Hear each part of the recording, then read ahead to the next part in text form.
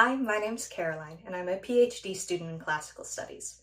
When I'm not reading Latin or Greek, one of my greatest joys in life is cooking and eating delicious food.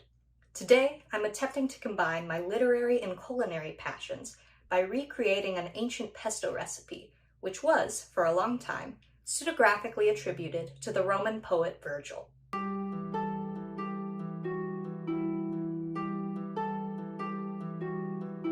Now, while I'm saying pesto for the sake of drawing a rough modern equivalency, the Romans referred to the dish in question as Moretum. This garlic, cheese, and herb paste was named as such since it was made using a mortar and pestle.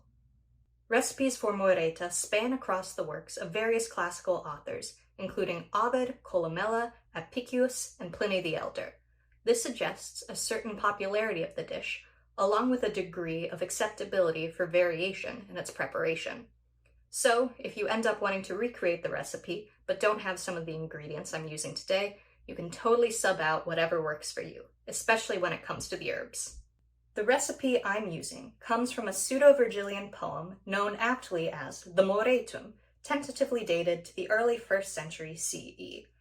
The central character, Simulus, a poor peasant farmer, wakes early in the morning and prepares a simple lunch of moretum and bread to take with him into the fields. The laboring rural poor were often featured within Roman poetry as the objects of idyllic fantasies of the elite, appearing within the framework of a broader moralistic message. Poverty and agricultural labor were praised by Roman moralists, with the self-sufficient farmer becoming a symbol of virtue. Think the famed Cincinnatus resting on his plow.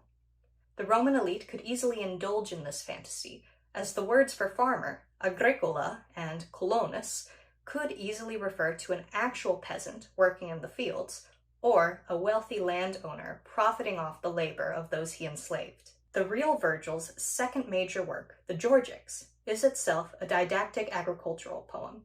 Its books cover topics such as how to grow crops, cultivate trees, raise livestock, and famously, keep bees. Virgil, however, an elite author, is almost certainly not writing from personal experience of the day-to-day life of an agricultural worker. In fact, the lived experience of the laborer is almost entirely obstructed by Virgil's poetics. In contrast, the Pseudo-Vergilian Moretum offers quite a different perspective. The unknown author deconstructs the romantic idealization of agricultural life found throughout Roman poetry by presenting the daily life of Simulus as rather grim. He pokes fun at the poetic trope by contrasting the banal realism of a poor farmer struggling to stave off hunger with the elegant language and form of the poem, writing in hexameter, the traditional meter for epic poems such as the Iliad, Odyssey, and Aeneid.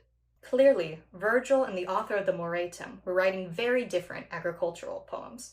Fortunately for us, however, the 9th century attribution of Virgilian authorship to the Moretum is likely responsible for the survival of this poem, along with the recipe contained within.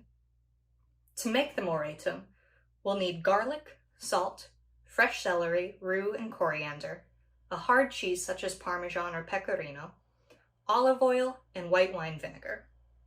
Simulus starts by peeling the garlic. He dips the cloves in water before placing them in the center of the mortar.